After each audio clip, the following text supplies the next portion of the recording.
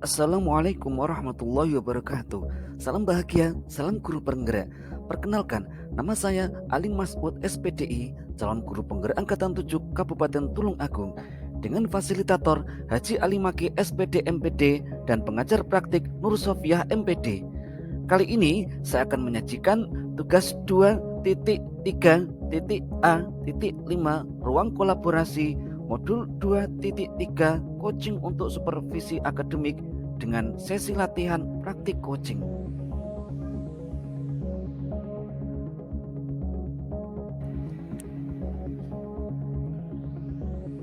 Tujuan kegiatannya adalah sebagai berikut. Calon guru penggerak dapat membentuk komunitas praktisi dengan sesama calon guru penggerak untuk berlatih melakukan praktik percakapan coaching dengan alur tirta.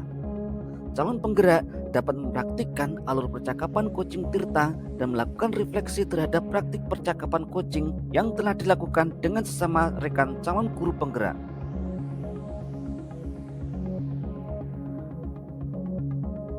Pemeran dari sesi latihan praktik coaching ini adalah sebagai berikut.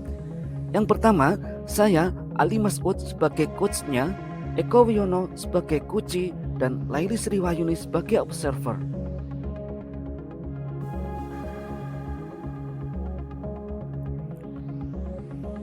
Ringkasan ceritanya adalah sebagai berikut.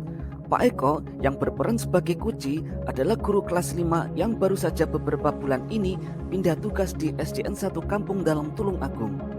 Sebelumnya, beliau mengajar di SDN 1 Dono Kecamatan Sendang. Berpindahnya beliau dari sekolah yang awalnya berada di kawasan pedesaan ke tengah perkotaan ternyata memaksa beliau harus beradaptasi dengan lingkungan baru yang jauh berbeda. Hal inilah yang membuat beliau bingung mengelola waktu sehingga menghubungi Pak Ali sebagai coach untuk melakukan coaching dengan didampingi oleh Bu Laili sebagai observernya. Selamat sore Pak Eko. Halo, selamat sore Pak Eko. Suaranya Pak Eko belum ada. Selamat sore Pak Ali. Iya, selamat sore. Gimana kabarnya Pak Eko hari ini? Alhamdulillah baik Pak Ali. Iya, alhamdulillah baik. Gimana kabar murid-murid di sana? Pak Eko kan sekarang berada di sekolah yang baru. Tentunya ada pengalaman yang baru juga. Gimana Pak Eko kabar murid-murid di sana? Alhamdulillah. Sehat semua kan? Ya, muridnya sehat semua. Iya, alhamdulillah. Iya Pak. Kami yang ditinggalkan Pak Eko juga alhamdulillah masih sehat-sehat semua Pak. Oh iya Pak Eko. Kemarin kan Pak Eko menghubungi saya mau mengajak bicara tentang sesuatu hal. Tentang apakah itu Pak Eko? Apakah Pak Eko ada masalah? Ini ada sesuatu yang mengganjal pikiran saya ini Pak Ali. Iya, apa Pak kira-kira? Kok sampai mengganjal itu kira-kira ada apa? Iya Pak Ali. Ini beberapa hari ini saya sering tidak bisa tidur ini Pak Ali. Banyak pikiran ini. Iya. Pak Eko saat akhir-akhir ini sering tidak bisa tidur, banyak pikiran. Oh iya. Kalau boleh tahu, kira-kira itu karena apa, Pak? Iya, ini karena apa ya? Lokasi kerja saya itu tuntutannya sangat besar Pak Ali ini ya. Iya. Jadi apa itu Iya, Ali? Iya. Saya setiap hari harus mempersiapkan materi dengan baik. Iya.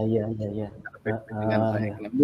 Namun ini yang jadi kendala saya harus membagi waktu dengan baik juga. Nah, di sini saya belum bisa membagi waktu buat Pak Ali. Oh iya, kalau boleh saya simpulkan, Pak Eko sering tidak bisa tidur karena banyak pikiran, karena tuntutan kerja yang Pak Eko masih belum bisa menyesuaikan karena kan masuk dalam lingkungan baru yang harus membagi antara kehidupan Pak Eko dengan sekolah, itu ya Pak ya? Iya betul. Iya, oh iya Pak, kalau boleh tahu hari ini yang Pak Eko ingin ambil itu arahnya kemana? Ingin mendapat apa dari pembicaraan hari ini, Pak? Iya, ini bagaimana caranya ini Pak Ali? Saya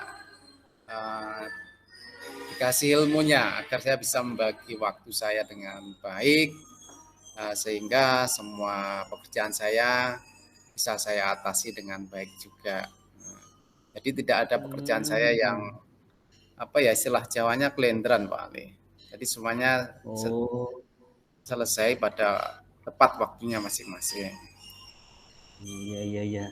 Pak Eko ingin belajar bagaimana cara membagi waktu agar segala sesuatu yang dikerjakan bisa sesuai tepat waktu, tidak ada yang kelinderan, tidak ada yang terbengkalai gitu ya Pak ya? Iya, betul. Iya. Kalau misalkan Pak Eko ingin demikian, ingin bisa membagi waktu dengan baik dan tidak ada yang terbengkalai, kira-kira Pak Eko ini waktunya setiap hari itu ada enggak yang di waktu yang agak luang gitu Pak Eko? Iya. Saya harus ke sekolah itu jam 6 itu saya harus sudah berangkat Pak Ali. Karena anak-anak di sekolah itu 6:30 sudah harus masuk kelas tanfis. Dan juga sebelum 6:30 itu kan saya harus menyambut anak-anak juga di depan gerbang. Seperti itu Pak Ali. Iya. Ya, terus pembelajaran biasanya selesai jam 12.30 Pak Ali. Iya. Selesai jam 12.30. Iya. Kalau boleh tahu setelah Pak Eko selesai mengajar itu dari jam 12.30 sampai ke nanti waktunya pulang itu biasanya itu ada kegiatan lain enggak Pak di sekolah Pak Eko? Oh ya, itu Pak Ali. Ya, saya menghandle beberapa kegiatan ekstra yang dimulai jam 12:30 sampai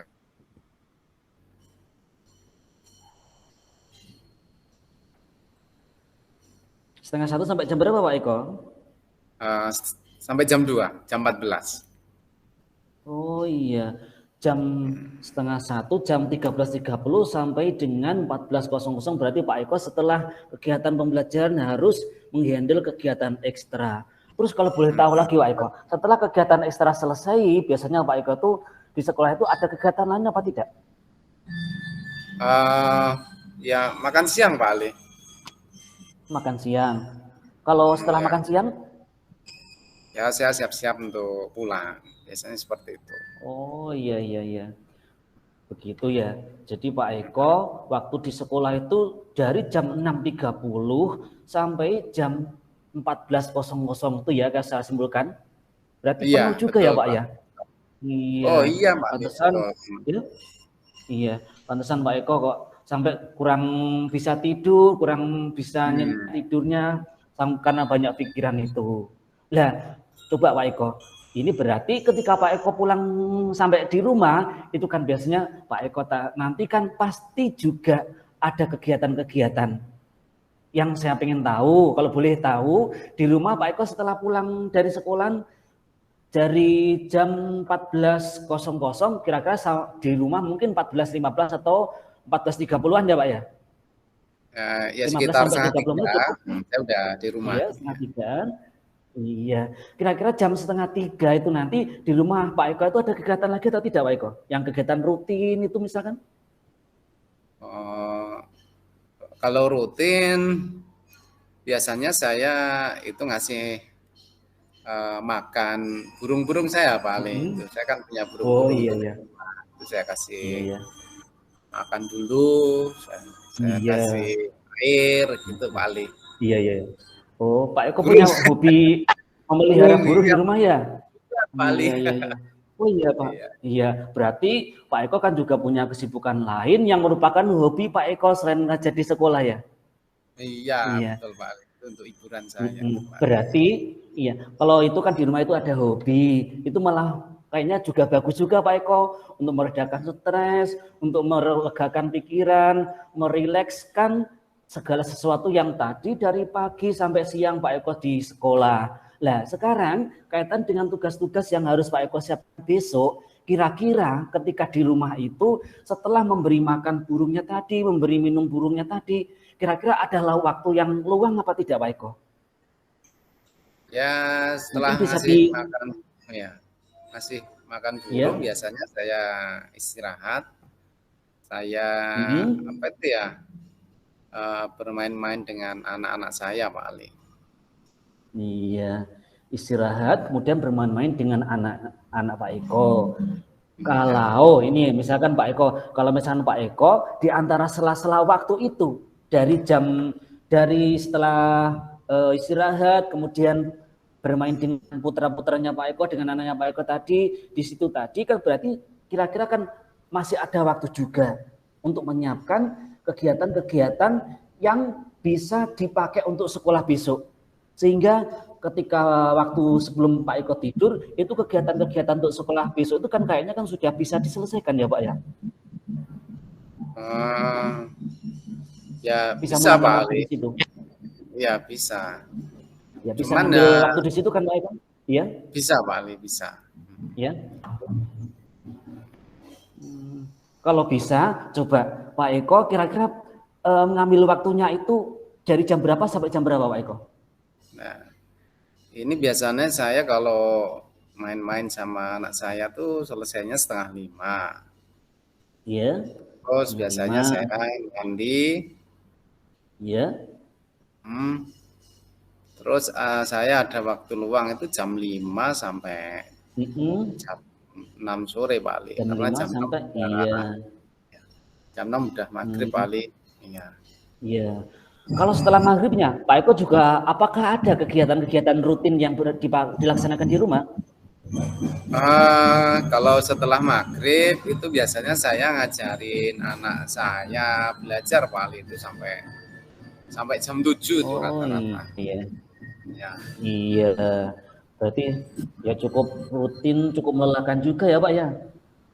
ya. Ini misalkan Pak Eko, misalkan ya, ini kalau misalkan Pak Eko di antara jam 7 istirahatnya biasanya Pak Eko jam berapa? Mulai 7 tidur malam, itu? mulai tidur biasanya tuh jam 9 sampai jam 10 Pak Ali. Iya, kalau jam 9 dari jam 10 berarti tadi kan setelah Pak Eko mengajari anaknya belajar di rumah, itu kan jam 7 sampai ke 9 kan masih ada selang 2 jam. Ya, itu Iya, kan iya bisa sambil betul Pak Ali. santai, sambil nonton TV, ngobrol dengan anak istri.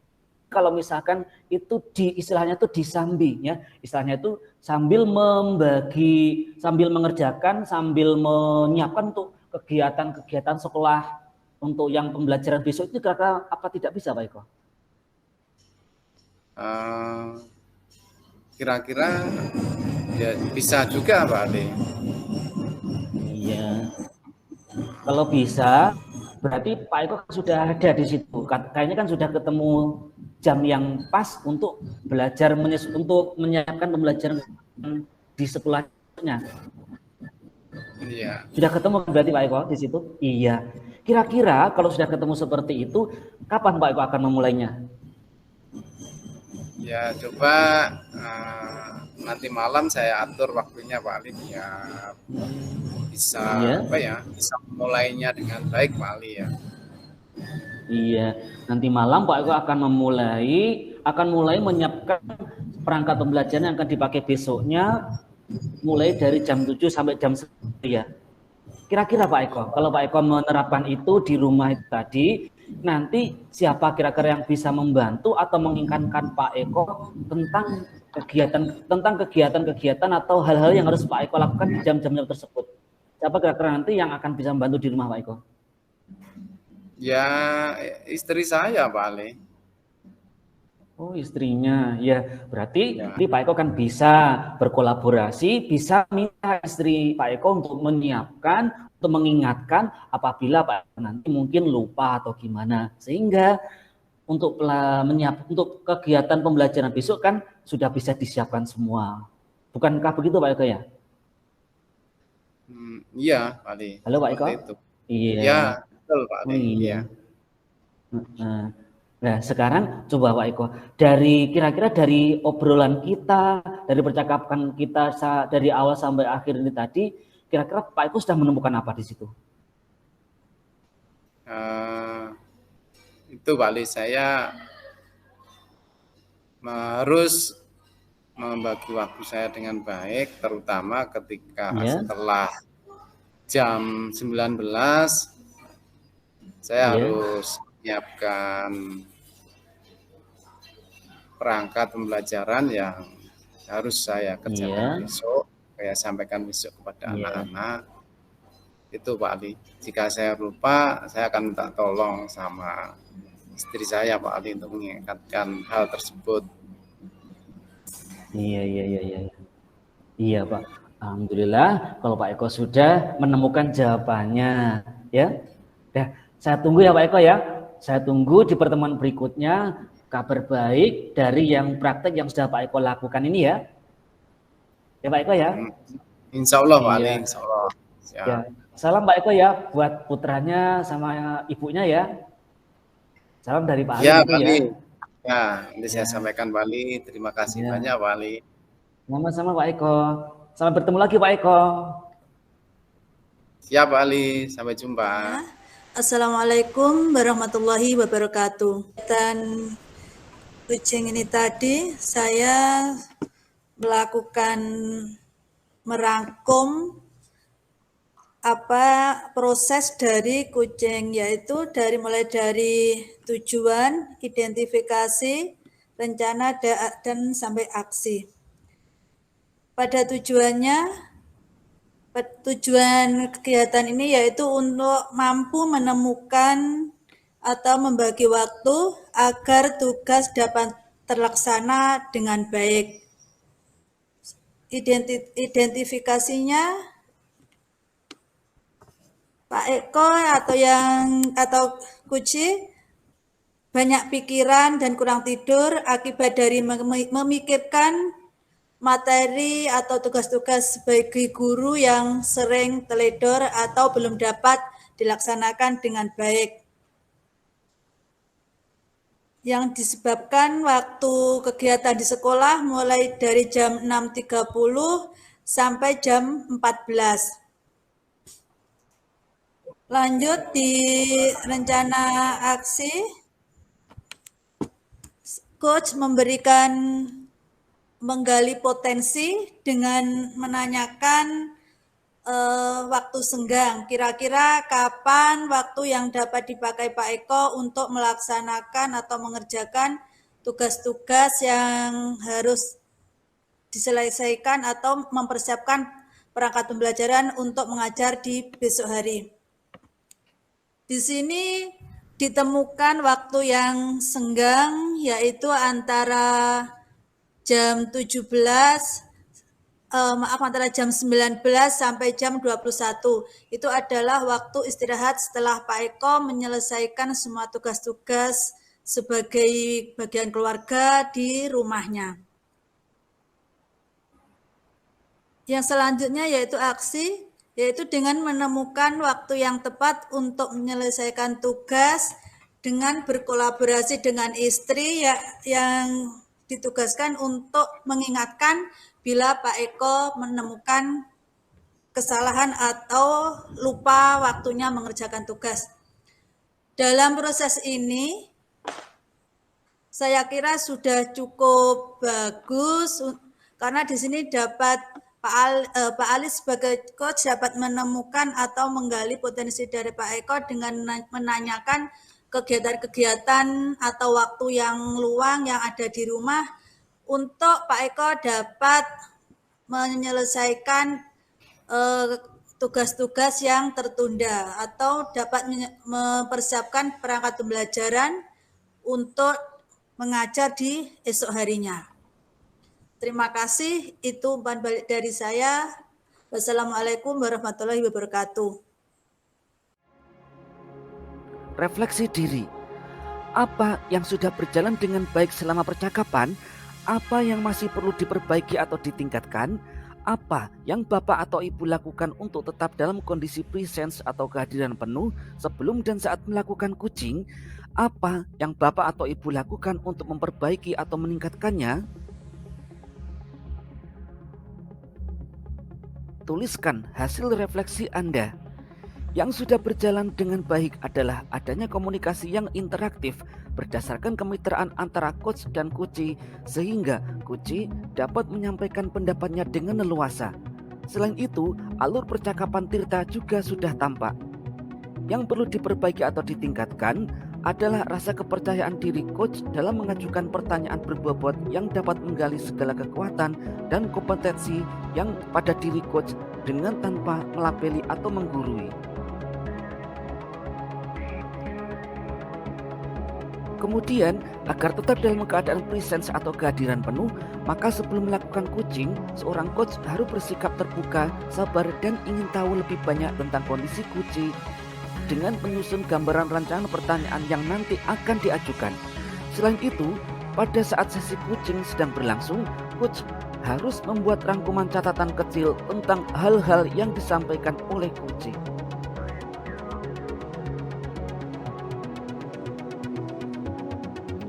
Sedangkan untuk memperbaiki atau meningkatkan kualitas diri, saya akan terus berlatih untuk melakukan praktek coaching dan merefleksikannya untuk mengidentifikasi bagian-bagian yang masih perlu pembenahan. Sedangkan untuk memperbaiki atau berikutnya, tulislah umpan balik dari coachee Anda. Pertanyaan untuk coachee, apa yang Anda rasakan pada saat di coaching? Pada saat di coaching, saya merasa sangat senang dan lega karena sudah berbagi dengan orang lain atau coach, dan permasalahan yang saya hadapi juga sudah mendapatkan solusi yang saya temukan sendiri berkat bantuan dari coach saat melakukan coaching. Hal ini juga membuat kepercayaan diri saya meningkat.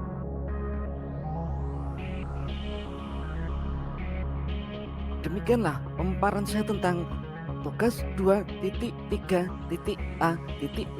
ruang kolaborasi modul 2.3 coaching untuk supervisi akademik. Mohon maaf jika terdapat kesalahan dan kekurangan. Salam bahagia, salam guru penggerak. Guru penggerak tergerak, bergerak, menggerakkan. Wassalamualaikum warahmatullahi wabarakatuh.